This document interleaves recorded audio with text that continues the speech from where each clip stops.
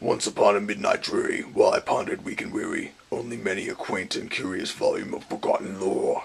While I nodded nearly napping, suddenly there came a tapping, as of someone gently rapping at my chamber door.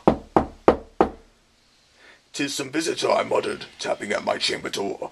"Only this, and nothing more." Distinctly I remember it was in the black December, and each separate dying ember wrought its ghost upon the floor.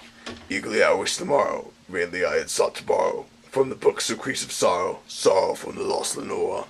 For the rare and radiant maiden whom the angels name Lenore, nameless here for evermore.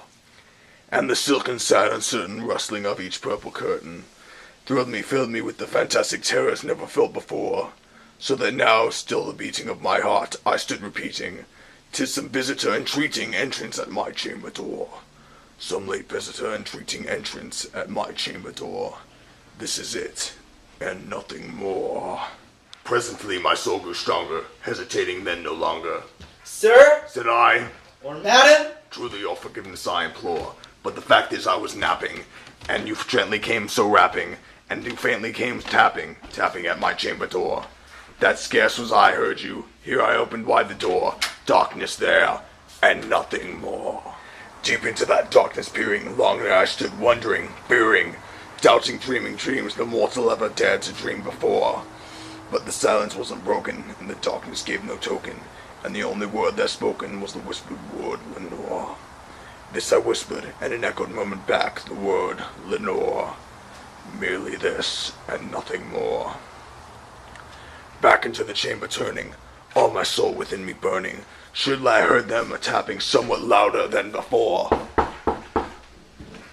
Surely that is something at my window lattice. Let me see then what threat it is, and mystery explore. Let my heart be still a moment, and this mystery explore. 'Tis the wind, and nothing more.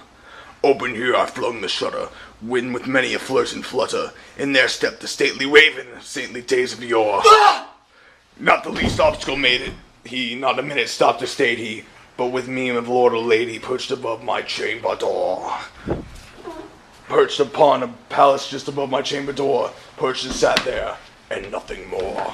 Then this ebony bird begulling my sad fancy into smiling, by the grave and stern tone of the countenance it wore. Though thy crest be stone and shaven, thou, I said, art sure no craven, ghastly grim and ancient raven, wandering from the nightly shore. Tell me why the lordly name on night's plutonium shore. Quoth the raven, "Nevermore." Much I marvel the sun gaily fell to hear discourse so plainly, though its answer little meaning, little relevancy bore. But we cannot help agreeing that no living human being ever yet was blessed with seeing bird above his chamber door. Bird of beast to sculpt the sculpture's bust above his chamber door, with such a name as Nevermore. Lenore! Lenore! "Ah! Prophet!" said I, "thing of evil, prophet still, if bird or devil. By that heaven that bends above us, and that God we both adore, tell this soul with sorrow laden, if with crescent distant Aden, if thou shalt clasp a sainted maiden, whom the angels named Lenore. Clasp the rare radiant maiden, whom the angels named Lenore." Quoth the raven, "Nevermore." Be that word our sign of parting, bird or fiend, I shrieked upstarting, give thee back into the tempest, the night's plutonium shore. Leave no black plume as a token of thy lie soul hath spoken. Leave my loneliness unbroken. Quit the bust above my door. Take thy beak from thy heart, take thy form off my door. Quoth the raven, "Nevermore."